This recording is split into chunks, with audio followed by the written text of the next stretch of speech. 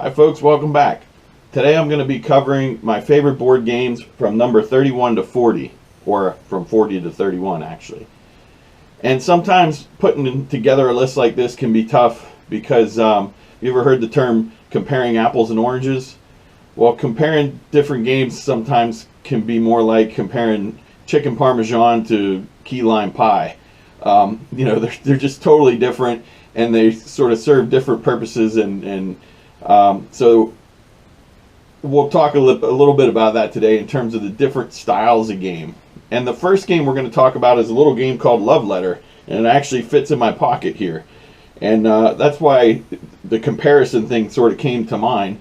This game, as you can see, is just a tiny little card game, but it serves a great purpose in that if you are, somewhere like a banquet or maybe at a funeral home or somewhere where you need your kids to settle down and be quiet, you need something to occupy some time, this is the perfect game.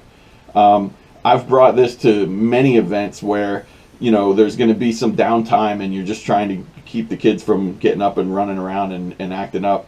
And this is a great little game. It's just a few cards. You deal them out to each other, and essentially you're trying to get to be the highest number in terms of either becoming the princess or sneaking a letter to the princess.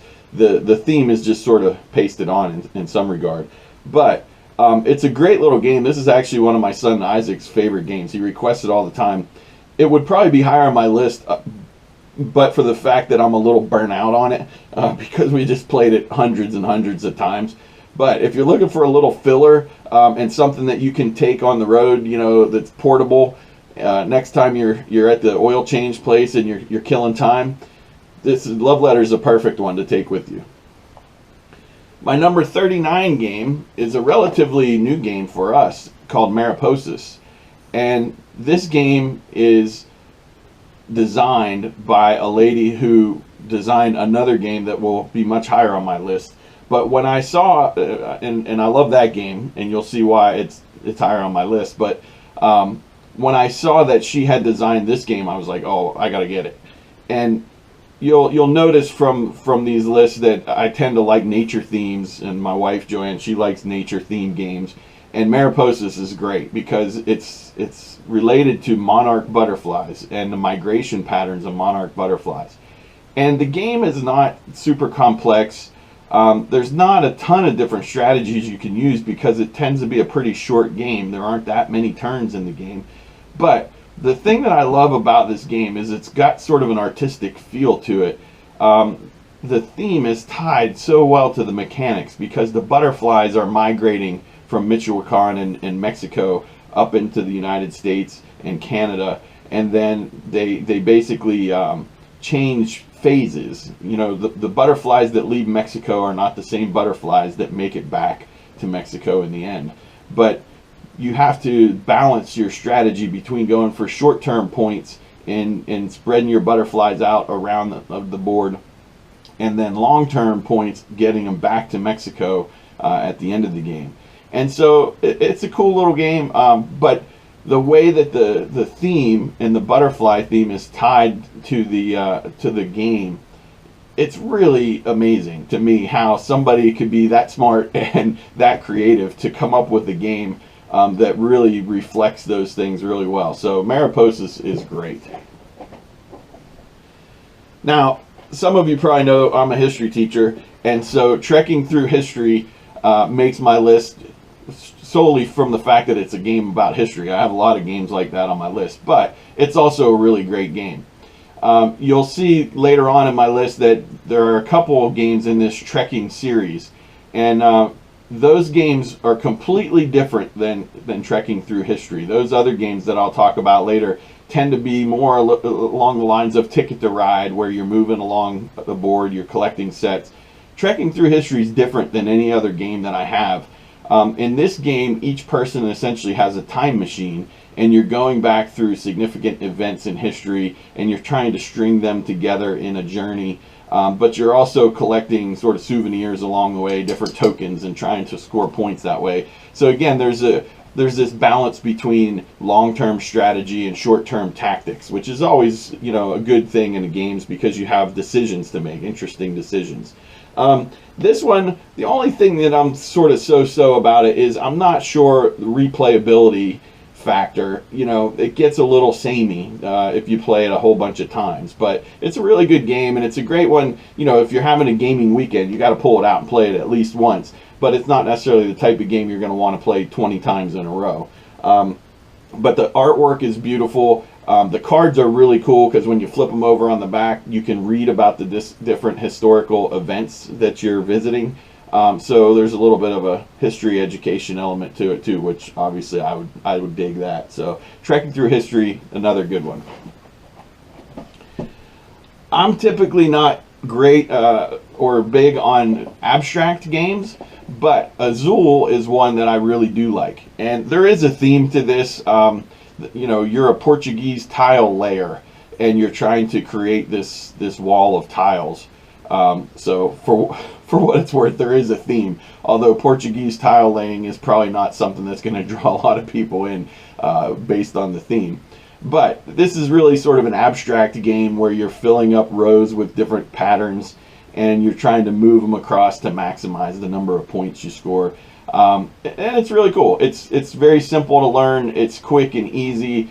You'll notice that I tend to like a lot of lighter sort of family weight games. I do like some heavy stuff, mainly when I'm getting together with my brothers. We tend to play some heavier stuff.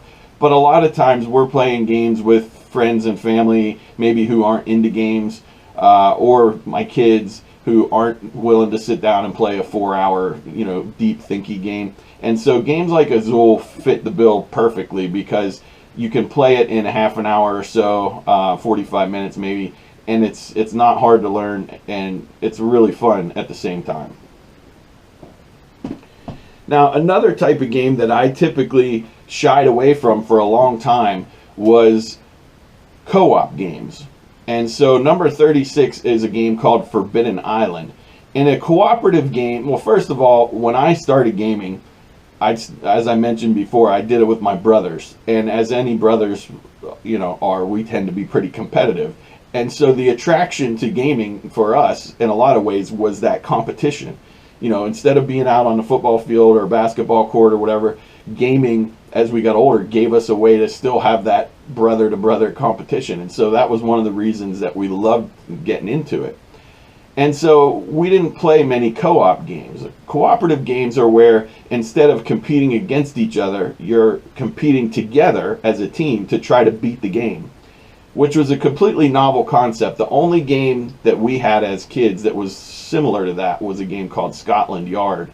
And in that game, you work together as a team. One person plays Mr. X, the bad guy, and you work together as a team to try to track him down through the streets of London. And so that was the closest thing to co-op that I played when I was a kid.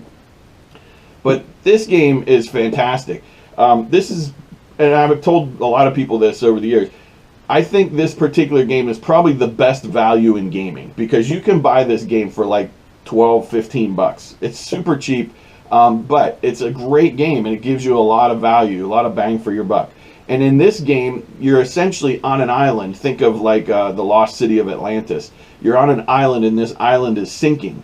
And you have to work together with your teammates to capture different relics off the island before the island sinks. And then you all have to hurry up and get to this helicopter pad and fly away before the island sinks. So you each have a special ability, and that's tend to be how co-op games work, is each person has a special ability. And you have to work together as a team and utilize those special abilities to be able to beat the game. And the game, as time goes on, the island starts sinking faster and faster, and it sort of ramps up the tension. And so this is a great game. If you've never played a co-op game before, this is probably the one that I would recommend that you start with.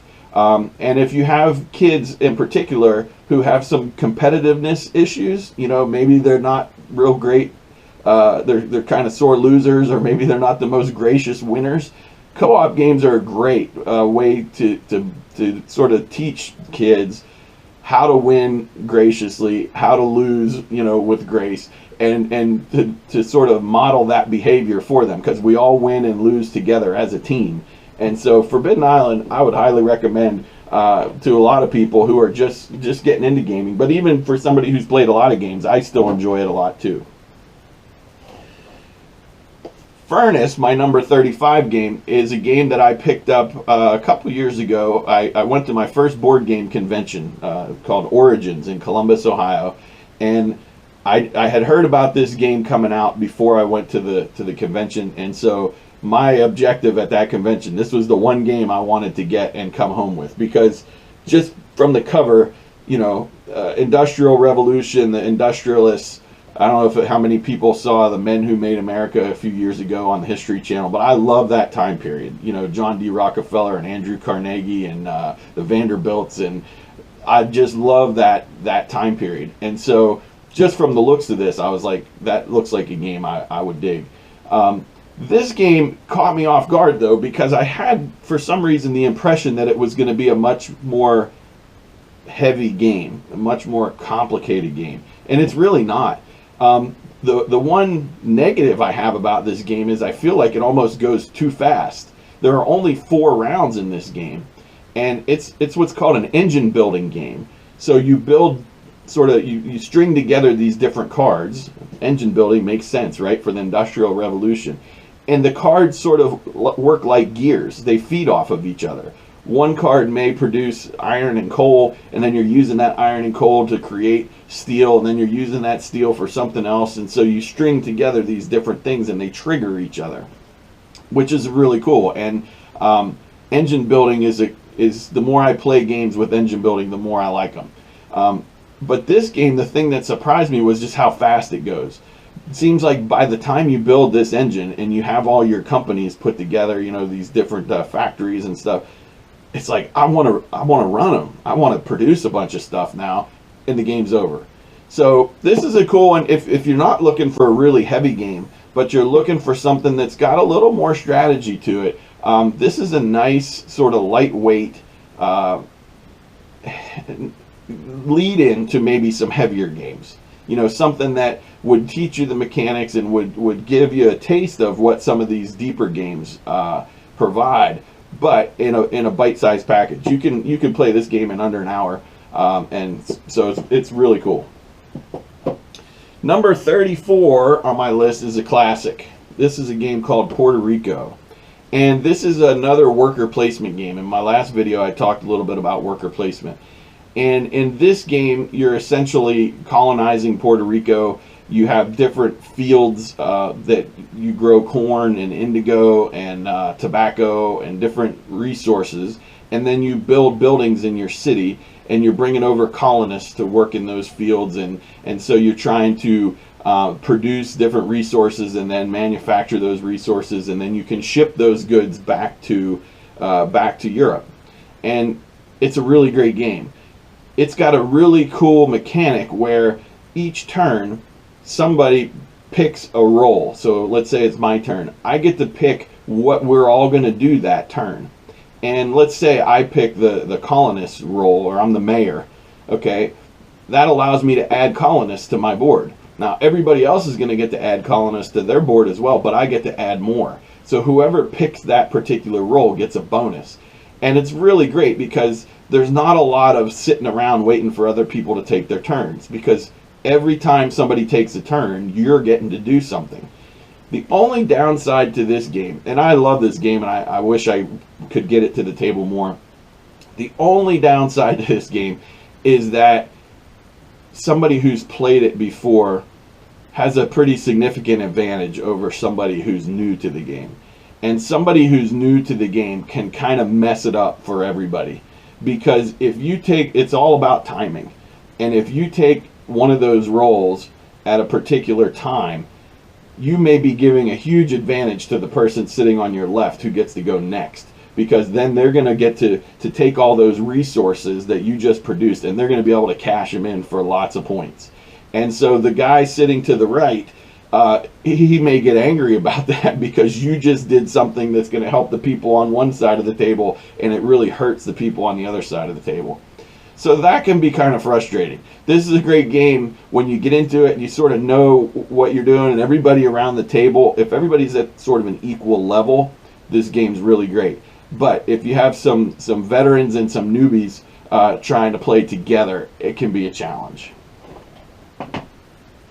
All right, next up, number 33 is a game called Medieval Academy. And this is a game that I played at a board game cafe over in Hudson, Ohio, I think was the first time we played this, at the Malted Meeple. And it's a really cool game. It has a mechanic called card drafting, which is one of my favorite elements of games, are card drafting games. So everybody gets dealt a bunch of cards. You pick one, you pass them to the next person, they pick one, and you keep passing those around until you end up with, you know, whatever cards. And then you play those cards. In this game, I don't remember how many cards you get. You end up playing one less than the number of cards that you get. But essentially what you're doing is you're moving up your score tracker, your token, on different scoring areas. And so I could play the long game and try to move up. And they have names for them. I call it the dragon track because there's a picture of a dragon. I don't remember what it's supposed to symbolize. But there are different symbols on them, and I could be trying to score big points at the end of the game by moving up on that track, or I could be going to the jousting or sword fighting area where I'm fighting right now to try to get points in the short term. And there are some areas of the board where you're competing to win points, and there are other areas where you're just trying to not finish last in that area because the person who finishes last ends up losing points. So there's a constant struggle of where am I going to compete on the board. You can't compete for everything, but who am I competing against? Where am I going to put my resources? Which cards am I going to play to try to maximize my score, both in the short term and long term? And it's got kind of a neat artwork, neat theme. But it's again pretty simple and easy to jump into. Not a hard one to learn. Really fun, and it's a great game if you're just learning card drafting. It's a great one to learn. All right, I mentioned I don't really dig co-op games that much, but Castle Panic is a cooperative game that's really high in my estimation as well. This is a great game, again, with kids. The theme is really cool. Essentially, you have a castle in the middle of the board, and you work together as a team to fight off the invaders. There are orcs and goblins and different people, trolls, that come in from out of the woods, and they're coming to attack your castle. And the game revolves around protecting that castle. If you can keep one piece of the castle standing, at the end of the game, you win. And if by the end of the game, you have to defeat all the monsters that are in the box, and there's a lot of them. At the end of the game, if they've knocked down your castle, you lose. And it's not a very difficult game, like, to win. It's a little simplistic, you know. It's very easy to be able to tell. You're allowed to trade cards with your partners and things. It's very easy to tell what the right move is. So there aren't a lot of difficult decisions in this, because it's usually pretty obvious, like, okay, we need to do this, that gives us our best chance, and then you just do it. But again, it's a really good one in terms of learning how to play co-op. And the thing that I love the most about this game, even if the decisions are pretty straightforward, it almost always comes down to the last turn or two.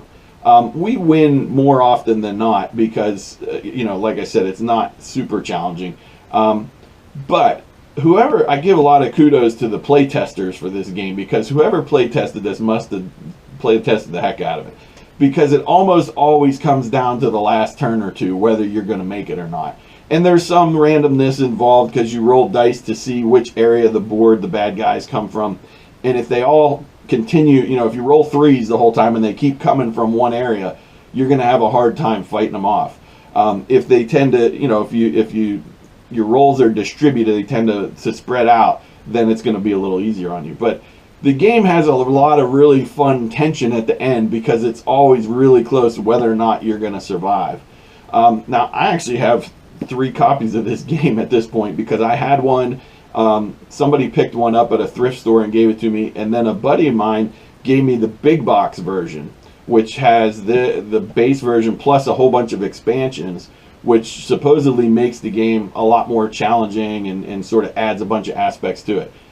I haven't had a chance to play the big box version yet, but I'd really like to, because this is a fun game, you know, easy to get into, and always lots of tension at the end.